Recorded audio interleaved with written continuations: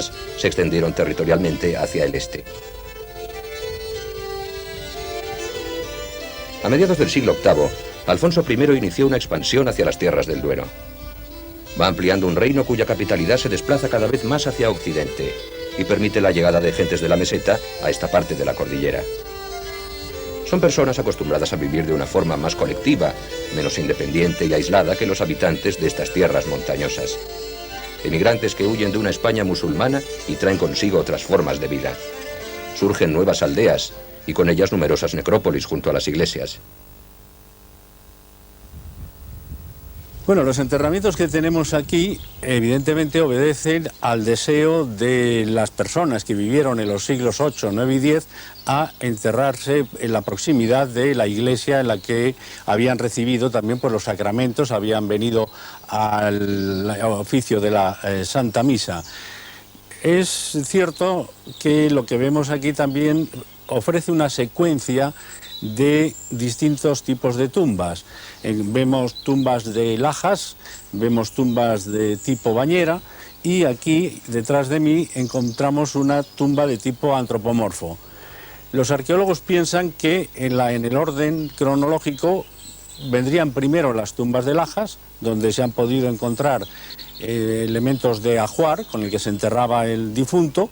Ejemplo más significativo en esta región sería ese precioso broche llamado también mozárabe o de tradición árabe encontrado en Santa María de Hito, que lo fue precisamente en una tumba de lajas. Después nos encontraríamos con la tumba de bañera y posteriormente ya a partir del siglo X-XI nos encontraríamos con la tumba de tipo antropomorfo.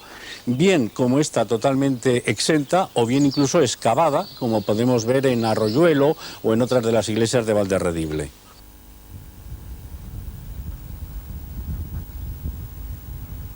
Desde el sur no solo vino gente. Los monasterios de Cantabria recibieron importantes depósitos de reliquias y libros procedentes de territorios ocupados por los musulmanes. De esta manera fue posible que el monasterio de San Martín de Turieno dispusiera de una importante biblioteca con la que trabajó Beato de Liébana.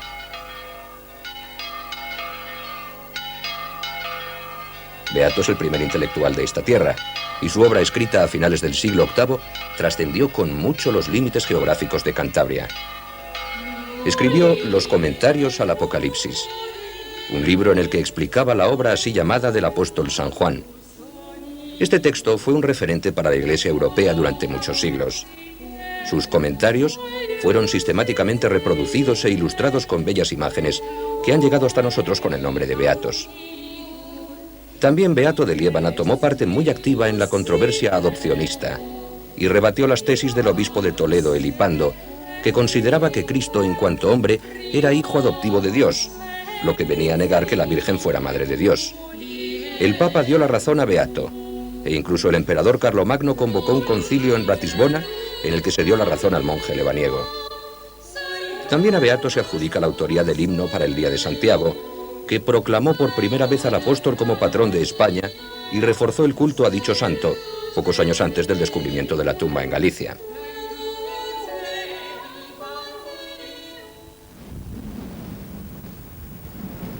La obra de Beato hizo que Liébana fuera un referente cultural en el mundo cristiano de la época. Provocó incluso que la cabeza de la Iglesia española dejara de estar en Toledo y pasara a Oviedo. Beato sin duda contribuyó de una manera enorme a relacionar a Cantabria con el resto del mundo civilizado de entonces. Los conventos de Liébana o los de las Asturias de Santillana fueron proliferando y se fueron enriqueciendo.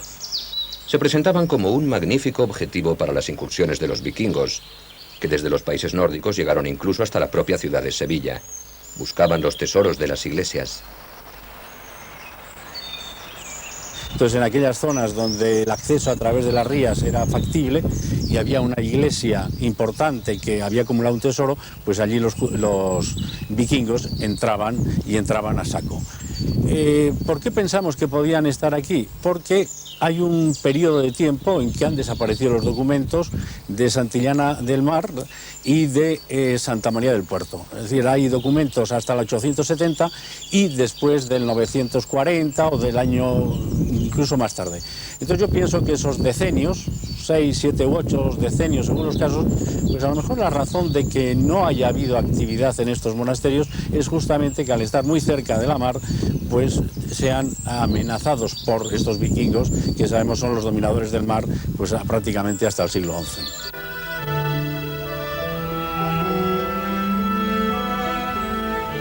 En el siglo IX hay nuevamente movimientos migratorios, pero esta vez hacia el sur. Los foramontanos inician la colonización de las tierras situadas al sur de la cordillera.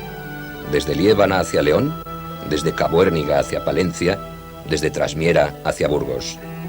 A mediados de ese siglo hay documentos que explican cómo Rodrigo, conde de Castilla, pobló Amaya, la antigua capital de los cántabros. Leovigildo ha destruido Amaya, capital de Cantabria, y desaparece su nombre hasta que llegan los musulmanes, que también vuelven a destruir Amaya en el 714, y en el 860 este conde Rodrigo aparece como repoblador, que hay que entenderlo un poco como el organizador de un espacio desde Amaya. Entonces, a mí se me ocurre pensar que este Rodrigo, que se titula después, además, conde de Castilla, pues va a ser también la persona que, por así decirlo, canalice esa herencia antigua de Cantabria y, digamos, la va a proyectar al otro lado de la cordillera, vamos, o al lado de la cordillera en que está Amaya, y en ese sentido es en el que yo me atrevo a pensar que Castilla, pues es en cierto modo la heredera de Cantabria a partir de la obra de este conde Rodrigo.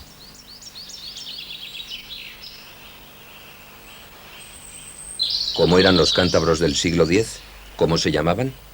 Hasta finales de ese siglo y principios del XI, toda la población de Europa tiene nombres que hoy suenan muy extraños.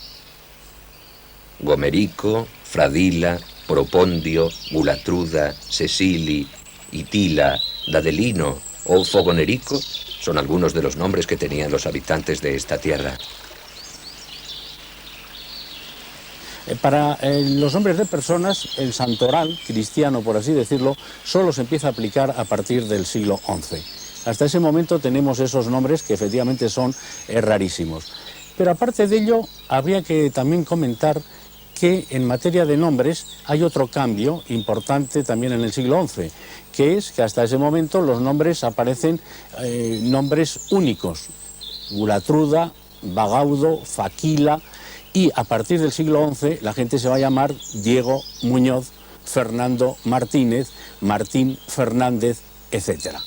Lo cual no sabemos con exactitud a qué se debe ese cambio. Pensamos que tiene que ser un cambio en las estructuras familiares, pero un cambio que ha sido general en toda Europa porque el fenómeno está siendo estudiado en todos los reinos medievales europeos.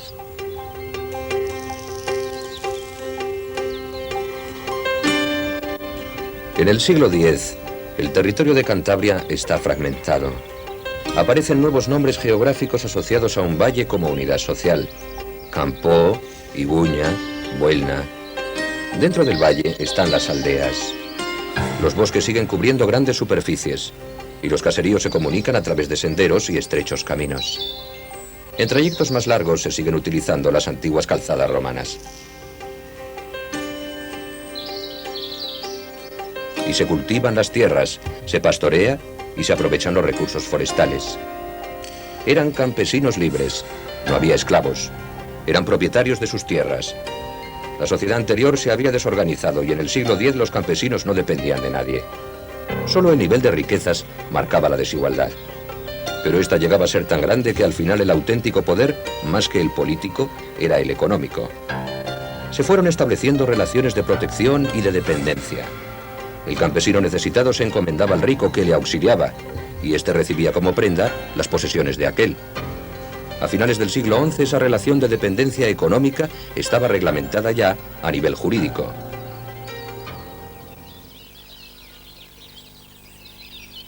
Los ricos y poderosos beneficiaban a los monasterios y estos a aquellos. Las familias acaudaladas hacían importantes donaciones a los centros religiosos, incluso construían las iglesias. Así hicieron los condes don Alfonso y doña Justa al levantar el templo prerrománico de Santa María de Leveña en el siglo X.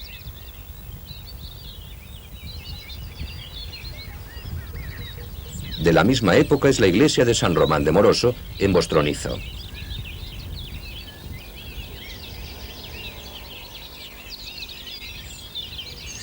Bueno, este tipo de iglesias puede responder a dos posibles modelos. Podían ser pequeños monasterios o la iglesia de una pequeña comunidad monástica, y cuando estoy diciendo pequeña puede ser de 6, 7, 8 miembros, incluso miembros familiares, o puede ser lo que se ha llamado iglesia propia de un señor, de un aristócrata de la zona. Es decir, que este aristócrata de la zona, en un momento en que la organización eclesiástica era muy insuficiente, muy deficiente, pues consideraba, por su piedad, que tenía que erigir un templo. Y entonces el resultado de esa voluntad puede ser este templo de San Román de Moroso.